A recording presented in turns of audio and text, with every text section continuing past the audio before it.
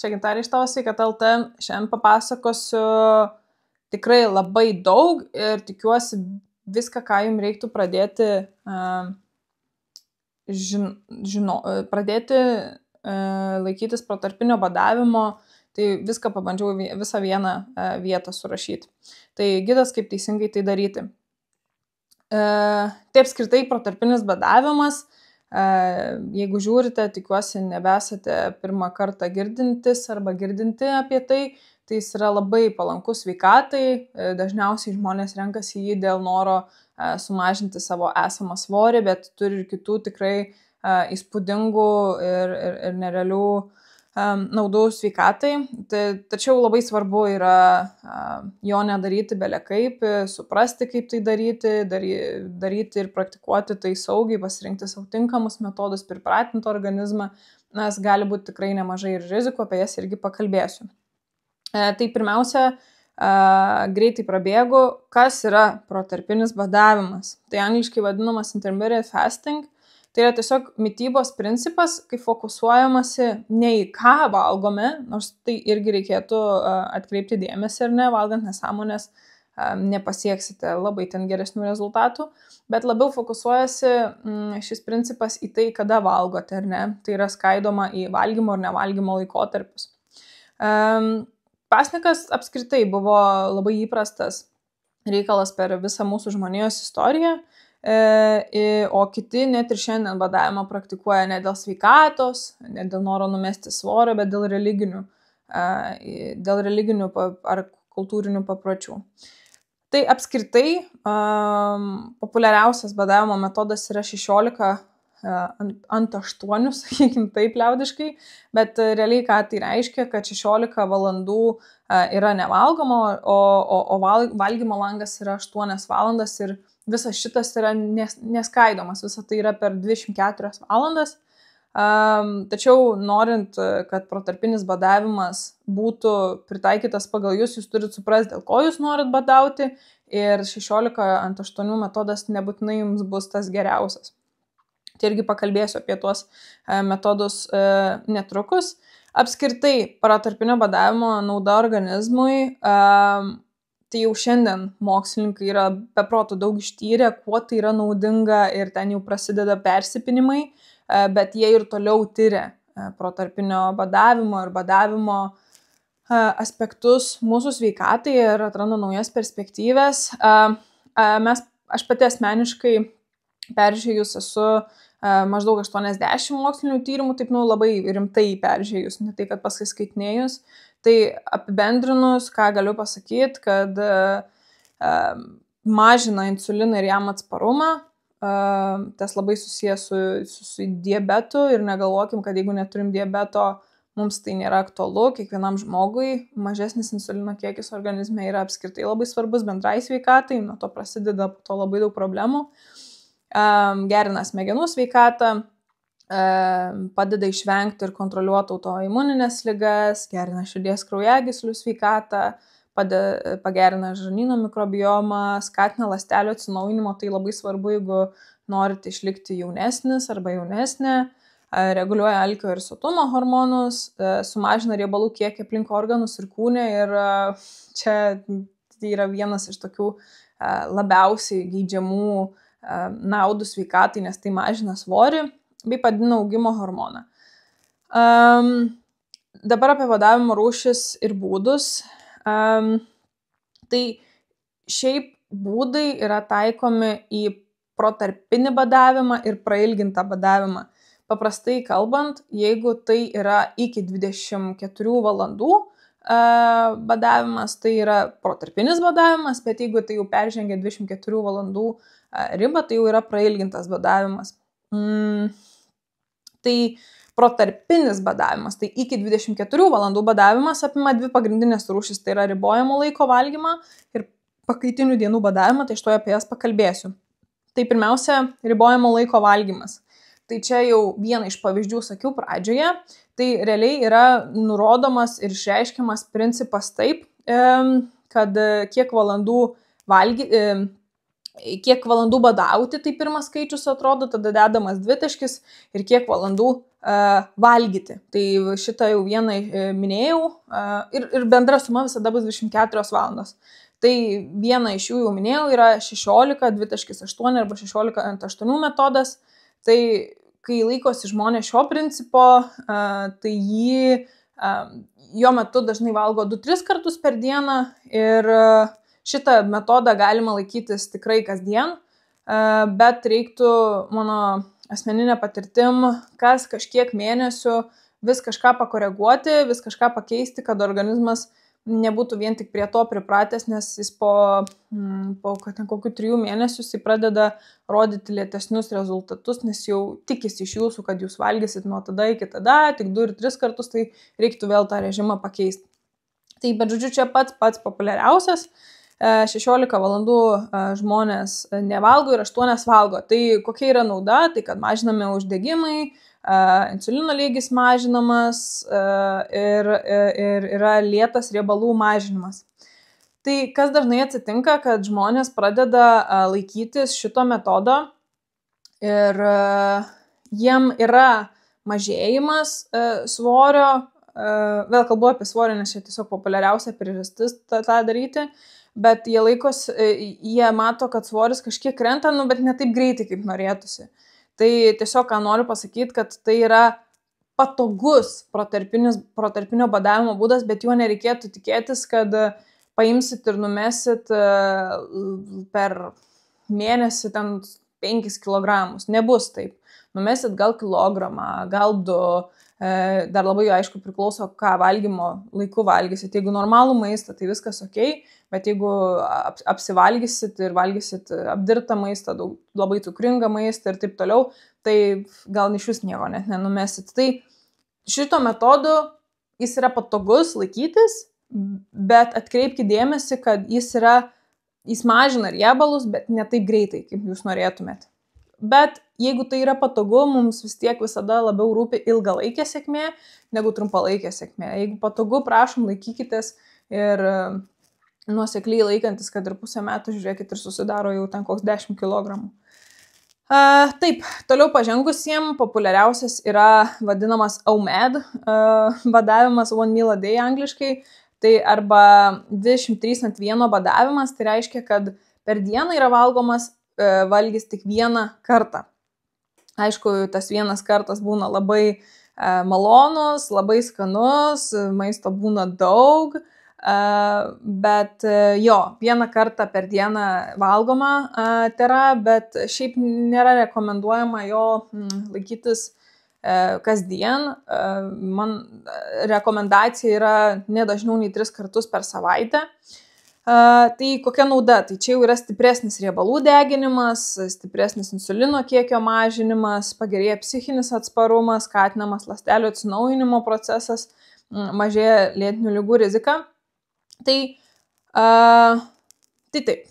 Toliau šiaip yra, nežinau, gal dar kokie 6 ar kiek to ribojamo laikio valgymo būdai. Paminėjau 2 tokius populiariausius ir vieną populiariausią, vieną pažengusią, bet šiaip jeigu nori daugiau, tai yra pilna badavimo programa, kur absoliučiai viską aptariu, bet negaliu tiesiog daryti apie tai video, nes čia jau būtų toks rimta konferencija. Tai nusipirkit, pasiskaitykite, jeigu norėtumėt pasižiūrėti, pasiadaptuoti savo labiau, bet ir jau su šitais 2 metodais tikrai galite pasiekti gerų rezultatų sveikatai.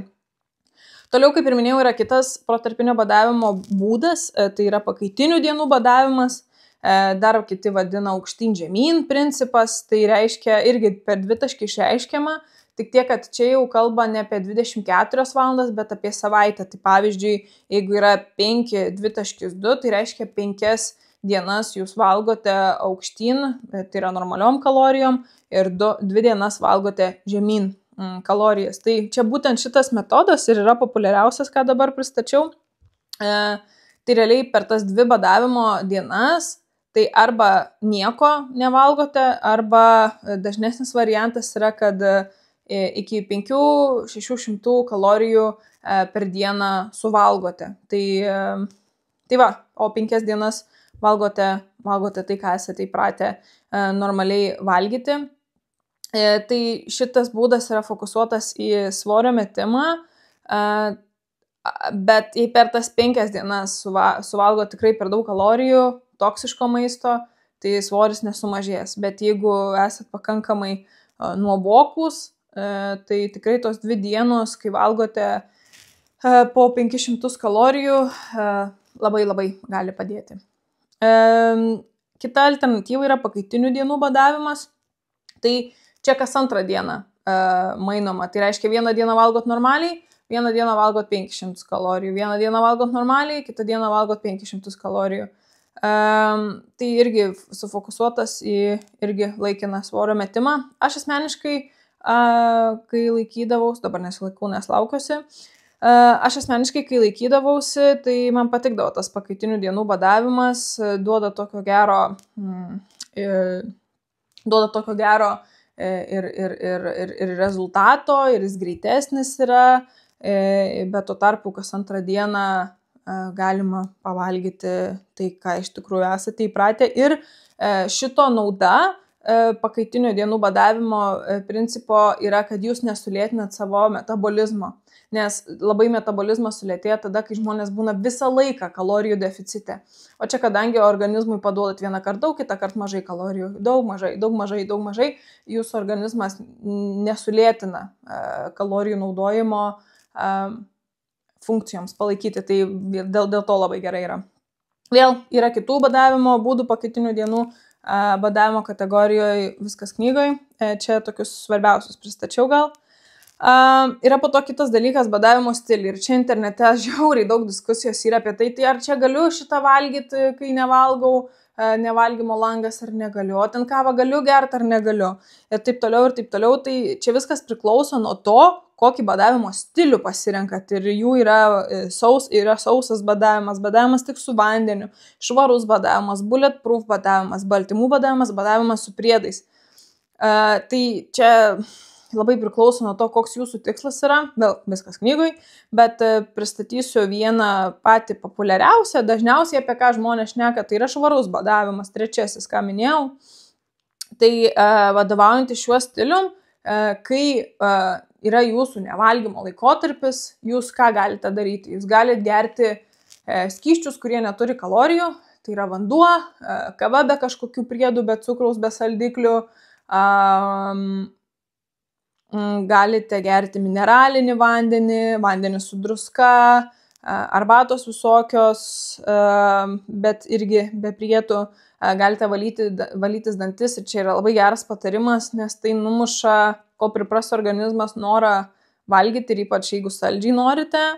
Galima gerti netgi ir vaistus, nes jie irgi dažniausiai nėra kaloringi, bet čia jau reiktų pasižiūrėti tinkamumą vaistų, ar gerai jos gerti ant tuščio skrandžio, ar ne, nes pavyzdžiui, ten vitaminai, tarkim, D, A, K, E, jie yra tik tada, kai turite riebalo aplinkui. Jie tik tada yra gerai įsisavinami. Tai čia jau reiktų pasižiūrėti. Bet, žodžiu, skysčiai be kažkokių papildomų priedų, be kažkokių kalorijų. Tai va, čia dažniausias yra toks, bet vėl priklauso nuo to, koks jūsų tikslas. Pavyzdžiui, jeigu jūsų tikslas yra tikrai pailsinti organizmą dėl, pavyzdžiui, žarnyno problemų, ar ne, tai nieko turėtumėt nevalgyti, nieko turėtumėt nevartoti ir negerti ir nedirginti. Taip, noriu pakalbėti irgi apie svorio metimą badaujant, nes čia yra labai populiari priežastis, dėl ko žmonės laikosi protarpinio badavimo ir dėl ko dažniausiai pasiseka žmonėm, kurie turi kantrybės. Bet kodėl jiems dažniausiai pasiseka su badavimu metant svorį, tai yra dėl to, kad badaujant yra naudojami kūno riebalai energijai, adaptuojasi alkio ir sotumo hormonai, nesulėtėja metabolizmas, apsisaugo raumenų masė, sumažinamas insulinas ir apskritai yra lengvai pritaikomas, dėl to ilgalaikiškai yra jo lengvai laikytis. Yra tyrimų, kurie nurodo, jog protarpinis badavimas net ir suvalgant tą patį kalorijų kiekį, kaip kad valgytumėte nebadaujant, ane? Protarpinio badavimo metu žmonės numeta daugiau svorio vis tiek. Tai nebūtinai yra apie kalorijas, bet nereik būt naiviem, kad jeigu ten, nežinau, pasilaikysit 16 valandų nevalgysit, o per tas 8 po to imsit ir už tėvynę pavarysit kalorijų maistų ir taip toliau, tai neturėsit rezultato, nebūkit naivus. Nėra tas protarpinis badavimas šitokio lygio stebuklingumo. Jis yra naudingas, bet nebūkim naivus, neieškokim kažkokių piliulių, kur vieną dalyką padarau ir turiu rezultatą. Taip nebūna. Tai va, badavimas ar tinka ar netinka, nebadaukit, jeigu laukiatės, maitinat, esat nepilnametis, turit priklausomybę alkoholiui, narkotikams, sveriat per mažai, kūno masės indeksas, pavyzdžiui, jeigu yra mažiau negu 18, tai jau nereiktų laikytis protarpinio badavimo. Jeigu turit valgymo sutrikimą arba 1 tipo diabetą, jeigu turit Gošės ligą, 2 tipo diabetą, refliuksą arba bandot pastoti, badauti turėtumėt galėti, bet čia reiktų pasitarti su savo gydytoju, bet žinau, kad yra problema su gydytojais, kad jie neatsinaujinę žinių yra apie protarpinį badavimą, tai labai reiktų surasti tokį, kuris yra iš savęs entuziastas, nes medicinos mokyklai tai jų nemoko šitų dalykų.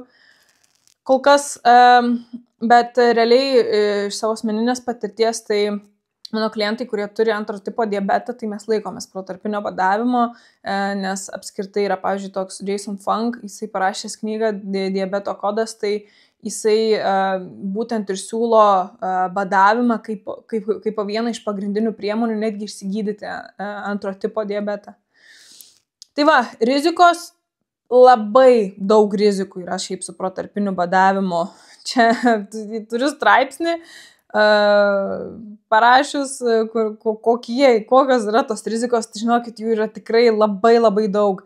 Ir metabolizmas gali sulėtėti, ir gali pykinti, ir gali galva svaigti, ir plaukai slinkt gali, ir hormonai gali pasižeisti, ir gali svoris augti, ir miego sutrikimai. Žinokit, tikrai labai daug yra badavimo rizikų.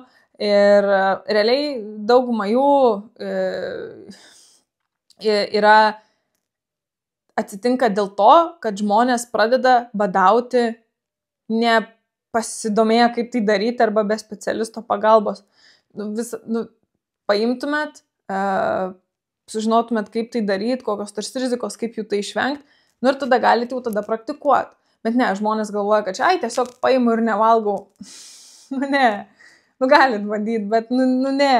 Yra daug rizikų ir yra praktiškai visom, kaip jų išvengti arba ką daryti, jeigu jos atsitinka, tai viskas yra vėl pilnoj badavimo programai pas mus. Kur protarpinio badavimo programa, tai ten nebus šitų dalykų, bus dalinė tik tais apžvalga, bet jau visiškai, kur yra pilna badavimo programa, tai ten jau tikrai viską aptariam, kodėl yra tos, viską aptariam, bet paprastai. Nereikės skaityti kaip kažkokios labai didelės knygos. Ten rizika, nežinau, galvos svaigimas. Kodėl, kokia priežastis vienas sakinys, ką daryti. Kokia priežastis, ką daryti, kaip išvengti. Tai va, tai tikrai, prašau, neleiskit savo ego užleisti, kad viską žinot ir koks čia skirtumas imsiu ir pabandysiu. Bandykit apsiskaitę. Mano patarimas toks. Tai va, bet jeigu esat vis tiek užsispyrę ir sakot, nereikia man čia jokios pagalbos ir norit laikytis protarpinio badavimo, tai čia užsispyrusiems žmonėms rekomendacija, bet šiaip tikrai labiausiai rekomenduoju tai pilno badavimo programą mūsų įsigyti, kad viską sužinot arba asmeniškai su manim padirbt, bet jeigu esat užsispyręs arba užsispyrusi, geriausias iš blogiausių variantų ir rekomendacija yra tokia, nesinori daug edukuotis, tai yra prisipratinti prie 16:8 badavimo režimo, tai reiškia, kai 16 valandų nevalgot, bet čia labai reikėtų, kad jūs savo organizmą kas 30 minučių kasdien pratintumėt, tai reiškia, pavyzdžiui, esat pratę valgyti, nežinau, 12 valandų per dieną, ne? Ir 12 valandų nevalgot. Tai realiai kasdien vis po pusvalandį mažinkite laiką, kada valgote ir didinkite laiką, kada nevalgote. Tai ten, jeigu valgydavote pusryčius 8, pradėkite valgyti 8:30. Jeigu baigdavote valgyti 10 val. Vakaro, baikite 9:30. Ir taip kasdien po pusvalandį vis nuo kažko atimkite, kad pasidarytų toks valgymo laikotarpis, kai nevalgote 16 valandų, valgote 8. Taip organizmas truputėlį lengviau įsivažiuos. Kitas dalykas, valgykit, prašau, kokybišką maistą. Jeigu jūs vartosit alkoholį, valgysit daug cukringų produktų, labai perdirbtų produktų, tai arba labai daug transriebalų turinti maistą naudosit, tai badavimas bus jums, žinokit, nei nauda. Būkit protingi, dėl ko tai darot ir truputėlį save pakratykit psichologiškai. Trečias dalykas, vartokit mineralus, tai čia paprastas labai patarimas, labai daug rizikų išvengti galite, jeigu badavimo metu išgersite bent porą stiklinių vandens su trupučiu druskos, bet tos normalesnės, ten ar tai košerinė, ar Himalajų, ar jūros druska, ne apie stalo druską čia šneku, ar ne, trupučiuką nereikia ten, kad vanduo būtų toks sūrus, kad gert negalėtumėt, truputėlį. Tai padės išsaugoti jūsų mineralus organizme. Ir ketvirtas dalykas, turėkit kantrybės. Jeigu jūs tikitės, kad pradėsit va čia 16-8 badavimą ir ropą per savaitę jums čia kilogramas turi nukrist, nebus taip. Gal pirmą savaitę, gal antrą, po to sulėtės ir sakysit nesąmonė tas protarpinis badavimas. Tai žmonėm, kurie neturi kantrybės, badavimas neveikia. Jo, jisai yra veiksmingas, bet nestebuklinga piliulė. Ir norimi rezultatai ateis, tačiau greičiausiai lėčiau nei tikitės. Jeigu norit greitesnių rezultatų, prašom, padirbkime asmeniškai arba įsigykit programą.